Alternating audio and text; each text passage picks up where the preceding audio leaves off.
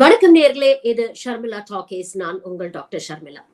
June 19, 2022 ஒரு video வந்து ரொம்ப வைரல் ஆச்சு. அதாவது டெல்லியில வந்து பிரகதி மைதான் டனல் வந்து இனாகரேட் பண்றாரு பிரதமர் மோடி. இதை வந்து ஒரு இன்ஃப்ராஸ்ட்ரக்சர் மார்வெல் அப்படிங்கிற அளவுக்கு வந்து பாஜக வந்து ட்ரெண்ட் பண்ணாங்க.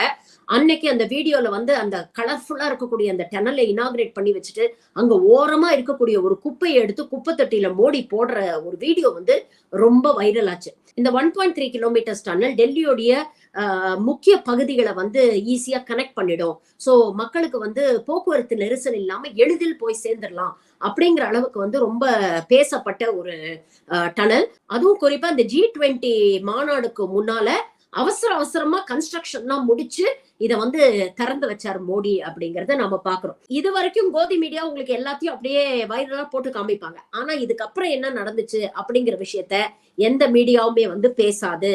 ஏன்னா அதற்கு பின்னால என்ன நடந்ததுங்கிறத நான் உங்களுக்கு சொல்றேன். தொடர்ந்து டெல்லியில் ஏற்பட்ட மழையில வந்து இந்த டனல் ஃபுல்லா தண்ணி நிக்குது. அந்த போட்டோவை எடிட்டர் நான் போட சொல்றேன். தொடர்ந்து தண்ணி நிக்குது. இதே வந்து வாடிக்கை ஆயிடுச்சு. இந்த டனல் வந்து கிட்டத்தட்ட மந்த்ஸ் கணக்குல க்ளோஸ் பண்ணி வைக்கக்கூடிய ஒரு நிலைமை. ஏன்னா இந்த தண்ணி வடியறதுக்கு வடிகாலே இல்ல, தண்ணி தேங்கி நிக்குது. இப்படி தண்ணி தேங்கி நிக்கக்கூடிய டனல்ல வந்து வெஹிக்கிள்ஸ் போனா, மக்கள் போனா வந்து ஆபத்து ஏற்படும்ட்டு கிட்டத்தட்ட 1 மாசம் 2 மாசம்லாம் இந்த டனலை வந்து க்ளோஸ் பண்ணியே வச்சிருந்தாங்க அப்படிங்கிற ஒரு விஷயம் வந்து வெளியே வருது. இதற்கு என்ன காரணம் அப்படின்னு பாத்தீங்கன்னா, டெல்லி பிடபிள்யூடிக்கும் இந்த ப்ராஜெக்ட வந்து எக்ஸிக்யூட் பண்ண எல்என்டி, அதாவது லார்சன் அண்ட் டூப்ரோ நிறுவனத்துக்கும் அவங்க கிட்டதான் என்ஜினியரிங், ப்ரொக்யூர்மெண்ட், கன்ஸ்ட்ரக்ஷன் இந்த விஷயங்கள்லாம் வந்து கான்ட்ராக்டா கொடுத்திருந்தாங்க. இவங்க 2 பேருக்குள்ள நிறைய வாக்குவாதம், சண்டை. இந்த ப்ராஜெக்ட ஃபண்ட் பண்ணது என்னமோ சென்ட்ரல் கவர்மெண்ட் தான், 777 கோடி. அண்ட் இத வந்து எல்என்டிக்கு கான்ட்ராக்ட் கொடுக்க சொன்னது யாருடைய அழுத்தத்தினால கொடுக்கப்பட்டதுன்னு என்ன தெரியாது. ஏன்னா எல்என்டி தான் வந்து சென்ட்ரல் விஸ்டா ப்ராஜெக்ட் இருக்கு இல்லையா, மோடியோடைய ட்ரீம் ப்ராஜெக்ட், இந்த பார்லிமெண்ட் எல்லாம் இருக்கே, அந்த சென்ட்ரல் விஸ்டா ப்ராஜெக்டோடைய மெயின் கன்ஸ்ட்ரக்ஷன் கம்பெனியும் எல்என்டி தான் அப்படிங்கிறது குறிப்பிடத்தக்கது. சோ எல்என்டிக்கு எப்படி கான்ட்ராக்ட் வாங்கினாங்க, யாருடைய அழுத்தத்துல கான்ட்ராக்ட் வாங்கினாங்கன்னா நமக்கு தெரியாது. ஆனா டெல்லி பிடபிள்யூடிக்கும் எல்என்டிக்கும் வந்து பயங்கர சண்டை. டெல்லி பிடபிள்யூடி வந்து என்ன சொல்றாங்க அப்படின்னா, டெக்னிக்கல் டிசைன்லயே ஃபால்ட் இருக்கு. இவங்க வந்து எந்த விதமான சயின்டிபிக் ப்ரொசீஜர்ஸும் ஃபாலோ பண்ணல.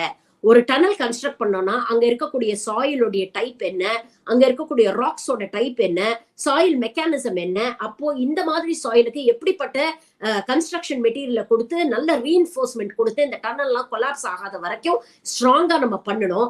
அண்டர் கிரவுண்ட் டனல் அப்படிங்கறதுனால வாட்டர் ட்ரைனேஜ்க்கு என்னென்ன ப்ரொவிஷன்ஸ் நம்ம பண்ணணும், இதெல்லாம் யோசிச்சு சயின்டிபிக்கா ஆராய்ச்சி பண்ணி அதற்கான மெஷர்ஸ் எல்லாம் எடுத்து இதை டெக்னிக்கலா ஃபிளாலெஸ்ஸா எக்ஸிக்யூட் பண்ணிருக்கணும்.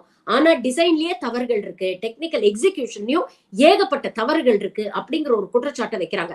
இரண்டாவது மிக முக்கியமான குற்றச்சாட்டு அவங்க என்ன வைக்கிறாங்கன்னா, நிறைய கிராக்ஸ் கன்ஸ்ட்ரக்ட் பண்ண 2 வருஷத்திலேயே பாத்தீங்கன்னா இந்த டனல்ல வந்து பல இடங்கள்ல வந்து கிராக் விட்டுருக்கு அப்படிங்கிற ஒரு விஷயம் சொல்றாங்க. இதை விட டேஞ்சரஸான ஒரு விஷயம் என்னன்னா, இந்த கிராக்ஸ் மூலமா நீர் கசிவு தொடர்ந்து ஏற்பட்டு இருக்கு. தொடர்ந்து வாட்டர் லாகிங் இருக்கு. மழை பெஞ்சாலும் தண்ணி தேங்குது, மழை இல்லாத காலங்களும் அங்க வந்து நீர் வடியறதுனால நிறைய வந்து தண்ணி தேங்குது. இதனால இந்த டனலை யூஸே பண்ண முடியல. இது வந்து ரொம்ப ஆபத்தான ஒரு விஷயமா இருக்கு. இந்த போன வருஷம் கடைசியில நவம்பர் 12ஆம் தேதி உத்தரகாண்ட்ல ஒரு சில்க் யாரா டனல்னு ஒரு டனல் கொலாப்ஸ் ஆச்சு பாத்தீங்களா. கிட்டத்தட்ட 40 பேர் 19 நாளோ என்னமோ அங்க உள்ள மாட்டிக்கிட்டாங்க. கிட்டத்தட்ட அந்த மாதிரி ஒரு நிலைமை வந்துருமோ. இந்த டனல் என்னைக்கு வேணா, எப்போ வேணா, எது வேணா ஆகலாம். அப்போ பொதுமக்களுடைய பயன்பாட்டுக்கு இது மிகவும் ஆபத்தானது அப்படிங்கிற ஒரு விஷயத்த சொல்லி கிட்டத்தட்ட 500 கோடி வந்து எல்என்டிக்கு வந்து டெபாசிட் கட்டணும் அப்படின்னு டெல்லி பிடபிள்யூடி உத்தரவு போட்டிருக்கு. நீங்க 500 கோடி டெபாசிட் கட்டிட்டு இதை முழுமையா வந்து பராமரிக்கணும். இதை முழுமையா வந்து நீங்க வந்து திரும்ப சீர் செய்யணும். இவ்வளவு நாள் வந்து 2 வருஷம் ஆயிடுச்சு. இதை கன்ஸ்ட்ரக்ட் பண்ணப்புறம் இதை ப்ராப்பரா நீங்க மெயின்டைன் கூட பண்ணல. அப்ப அதையும் வந்து நீங்க கவனிக்கணும். இதை வந்து ஒரு நாள்ல தீர்க்கக்கூடிய சின்ன சின்ன டிசைன் ஃபிளாஸ் எல்லாம் கிடையாது. இது மேஜரான ஒரு ப்ராப்ளம். அப்ப இதை நீங்க பண்ணணும் அப்படின்னு பதிலுக்கு எல்என்டி பாத்தீங்கன்னா, இவங்க ஒரு 500 கோடி கேட்டு டெல்லி பிடபிள்யூடி மேல இவங்களும் வந்து ஒரு கவுண்டர் கிளைம் வச்சிருக்காங்க. நீங்க வந்து எங்களுடைய எஸ்டீம்டு கஸ்டமர், ரெப்யூட்டட் கஸ்டமர், இருந்தாலும் நீங்க சொல்ல விஷயங்கள்லாம் எங்களால ஏற்றுக்கொள்ள முடியாது அப்படின்னு சொல்லி இவங்க ஒரு கவுண்டர் கிளைம் வச்சிருக்காங்க. இந்த பிரச்சனை இப்படி போயிட்டு இருக்கு.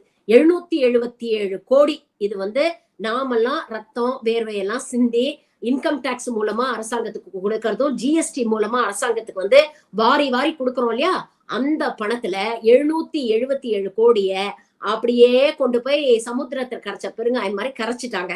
இப்போ அந்த 777 கோடிக்கு யாரு பதில் சொல்ல போறாங்க? டெல்லி அரசாங்கமா, ஒன்றிய அரசாங்கமா, எல்என்டியா அப்படிங்கிறது யாருக்குமே தெரியாது.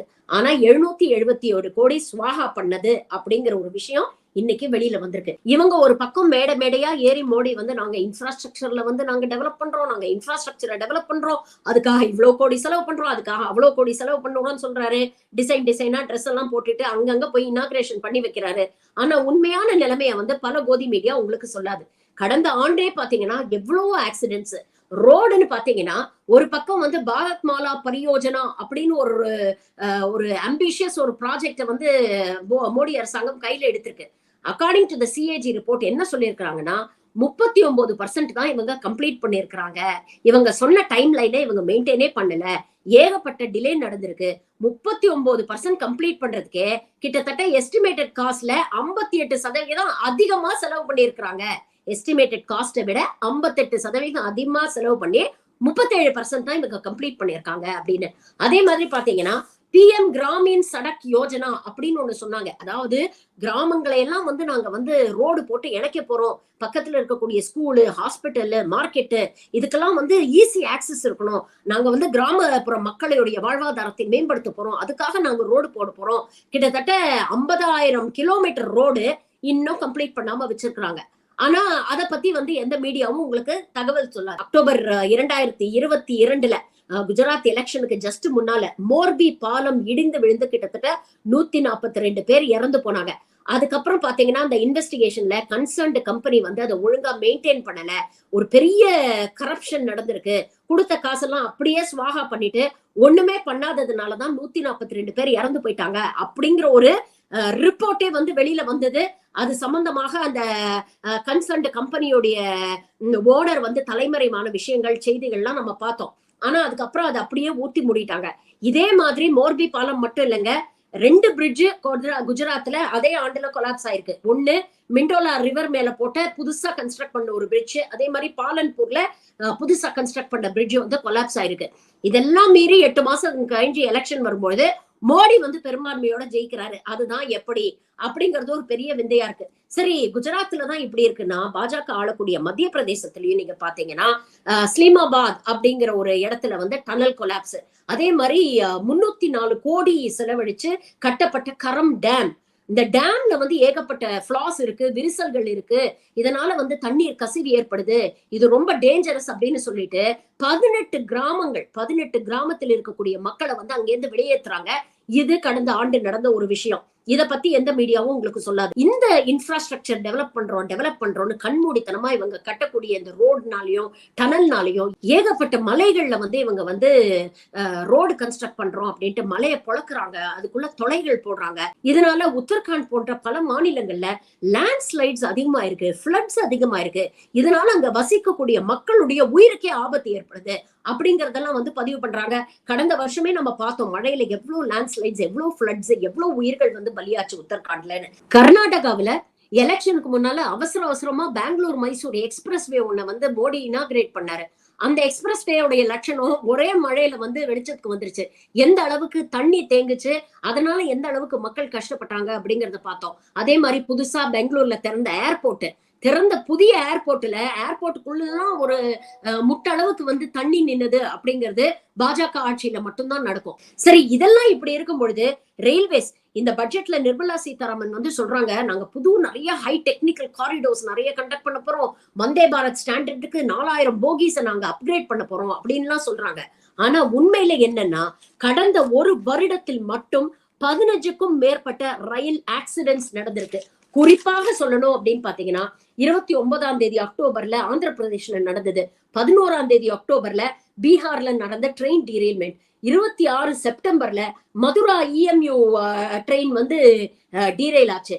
அதே மாதிரி 2வது ஜூன் ஒடிசால ட்ரெயின் கொலிஷன். இத வந்து எல்லா பத்திரிகைகளும் நீங்க பார்த்திருப்பீங்க. This is one of the worst disasters of the century அப்படிங்கிறாங்க. அதாவது கடந்த 100 வருடங்கள்ல ஏற்பட்ட மிகவும் கோரமான ஒரு விபத்து அப்படின்னு சொல்றாங்க.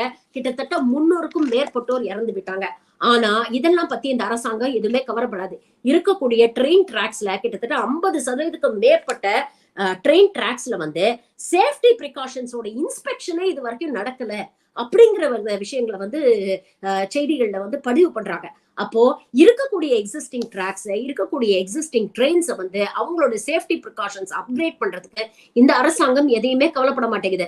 எங்கேயாவது ஒரு வந்தே பாரத் ட்ரெயினை கொண்டு வந்து நிக்க வச்சுட்டு ஒரு பச்சை கொடி காட்டி மோடி வந்து இனாகிரேட் பண்றதுதான் செய்திகள்ல வருதே தவிர, உண்மையிலேயே ரயில்வேஸ் டிபார்ட்மெண்ட் எந்த அளவுக்கு ஒரு மோசமான நிலைமைக்கு வந்து வந்துருச்சு அப்படிங்கிறதுக்கு இது போன்ற ஆக்சிடென்ட்ஸ் வந்து நமக்கு வந்து வெளிச்சம் போட்டு காட்டுது. கேபிட்டல் எக்ஸ்பெண்டிச்சருக்காக நாங்க வந்து 1,11,111 கோடி வந்து நாங்க செலவு பண்ண போறோம். லட்சங்கள் கோடிகள் வந்து இது போன்ற விஷயங்களை செலவு பண்றாங்களே, இதனால எக்கனாமிக் growth வருதோ இல்லையோ, எம்ப்ளாய்மெண்ட் பெருசா ஜெனரேட் ஆகாது. இந்த அமௌண்ட் கொண்டு போய் சிறு குறு தொழில்கள், எம்என்ரேகா ஒர்க்கர்ஸ் எவ்வளவு பேருக்கு வந்து சம்பளம் கொடுக்காம போராட்டம் நடந்துட்டு இருக்கு. சிறு குறு தொழில்களுக்கு வந்து இந்த விஷயங்களை வந்து நீங்க முதலீடு பண்ணி ஏழை எளிய மக்களுடைய வாழ்வாதாரத்தை நீங்க இம்ப்ரூவ் பண்ணீங்கன்னா அதுதான் உங்களுக்கு எம்ப்ளாய்மெண்ட் ஆப்பர்ச்சுனிட்டிஸ் கிரியேட் பண்ணக்கூடிய ஒரு உண்மையான ஒரு மெஷரா இருக்கும். இந்த 1,11,111 கோடியை இவங்க எப்படி செலவு பண்ண போறாங்க தெரியுமா?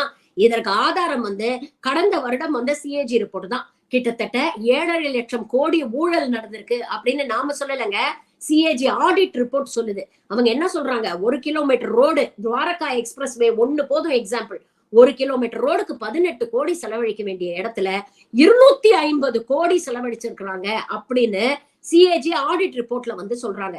அது மட்டும் இல்லாம இவங்க என்ன சொல்றாங்க, இந்த மாதிரி கன்ஸ்ட்ரக்ஷன் அப்படிங்கிற பேர்ல கன்ஸ்ட்ரக்ட் பண்ணக்கூடிய பல இடங்கள்ல வந்து டெண்டர்ல நிறைய முறைகேடு நடந்திருக்கு, ஃபண்ட் நிறைய மிஸ்மேனேஜ்மெண்ட் நடந்திருக்கு, இந்த பில்டிங் வந்து safety compliance, technical compliance, design compliance எல்லாம் எதுவுமே இல்ல, அதுலயும் நிறைய முறைகேடுகள் நடந்திருக்கு, அவுட்கம் பேராமீட்டர்ஸ் கூட பாத்தீங்கன்னா ரொம்ப மோசமா இருக்கு அப்படின்னு சொல்றாங்க.